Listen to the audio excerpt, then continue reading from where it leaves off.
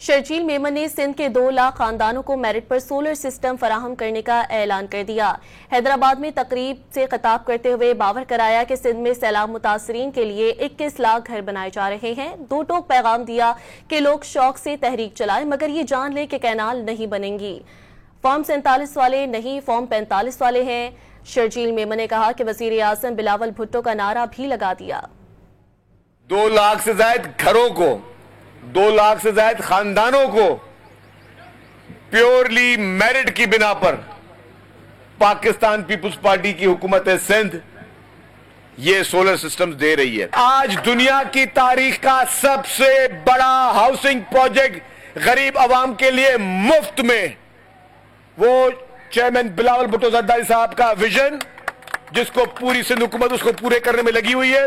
जब भी general election होते हैं ये इत्तेहाद बनते हैं और सारे उस वक्त लोग, चाहे उसमें फिर एमक्यूएम हो, चाहे उसमें जीडीए हो, चाहे उसमें फिर कॉम्परस्त हो, जितने हमारे मौलवियों साहिबान की तंजीमें, सारे मिलकर पीपुल्स पार्टी के खिलाफ मुकाबला करते हैं। और होता क्या है, जीतती पाकिस्तान पीपुल्स पार्टी है। इस वक्त भी सिंध में कोशिश की जा रही है कि तहरीकें चलाएं।